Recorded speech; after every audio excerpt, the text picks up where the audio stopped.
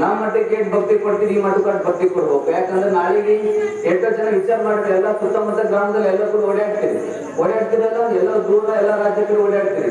ಆದ್ರೆ ಎಲ್ಲೋ ಒಂದು ಊರಿನಲ್ಲಿ ಎಷ್ಟೋ ಒಂದೇ ಮಠ ಇರುತ್ತೆ, ಒಂದೇ ಸ್ವಾಮಿ ಇರ್ತಾರೆ, ಆದ್ರೆ ಅವ್ರು ಸಂತೋಷ ಇರ್ತಾರೆ.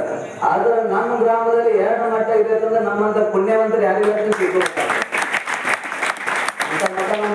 ಹೇಳಿರೋದ್ರಿಂದ ಸಮಾಜಮುಖಿಯಾಗಿ ಪರಮ ಪೂಜ್ಯ ನೀಲಕಂಠ ಶಿವಾಚಾರ್ಯರಿಗೆ ಅವ್ರ ಬಗ್ಗೆ ಹೇಳ್ಬೇಕಾಗ್ತದಲ್ಲ, ಹೇಳ್ಕೊಂಡು ತನಿಸ್ತದ. ಆದ್ರೆ ಒಂದ್ ಹೆಮ್ಮೆಲೆ ಹೇಳ್ಬೇಕಾಗ್ತದೆ ಮನಪೂರ್ವಕವಾಗಿ.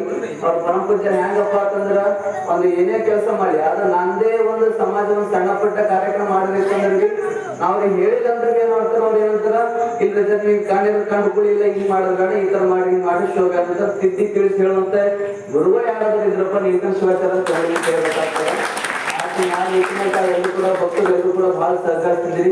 ಯಾಕಂದ್ರೆ ಸಮಾಜಕ್ಕೆ ಏನಪ್ಪಾ ಇಂದ್ರಾಣ ಹೆಂಗಪ್ಪ ಅಂತಂದ್ರ ಎಷ್ಟೋ ಜನ ಕಾರ್ಯಕ್ರಮ ಮಾಡ್ತಾರೆ, ಎಷ್ಟೋ ಜನ ಧಾರ್ಮಿಕ ಕಾರ್ಯಕ್ರಮ ಫಂಕ್ಷನ್ ಎಲ್ಲ ಕೂಡ ಮಾಡ್ತಾರೆ, ಆದ್ರೆ ತೋರಿಕೆಗಾಗಿ ಜೀವನ ಮಾಡ್ತಾರೆ.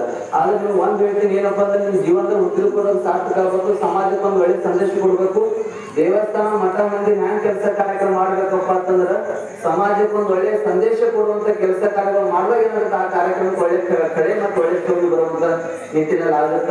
ತಾವೆಲ್ಲರೂ ಕೂಡ ಒಳ್ಳೆಯದಾಗಿ ವೇದಿಕೆ ಉಪಸ್ಥಿತ ಎಲ್ಲಾ ಪರಮಪೂಜ್ಯರ ಆಶೀರ್ವಾದ ಮತ್ತು ಗುರುಪಾದಲಿಂಗ ಶಿವಾಚಾರ್ಯ ಅಪ್ಪರ ಪಾದಕರ್ತವ್ಯ ಎಲ್ಲರೂ ಕೂಡ ಸಮರ್ಪಿಸಿ ಗುರುಪಾದಲಿಂಗ ಶಿವಾಚಾರ್ಯ ಅಪ್ಪರ ಆಶೀರ್ವಾದ ಮತ್ತು ವೇದಿಕೆ ಉಪಸ್ಥಿತ ಎಲ್ಲಾ ಪರಮಪೂಜ್ಯರ ಆಶೀರ್ವಾದ ನಿಮ್ಮೆಲ್ಲರ ಮೇಲೆ ಇಲ್ಲ ಅಂತ ಹೇಳ್ತಾ ನಾನು 2 ಮಾತನ್ನು ಗುರುಪಾದಕ್ಕೆ ಅರ್ಪಿಸ್ತೇನೆ.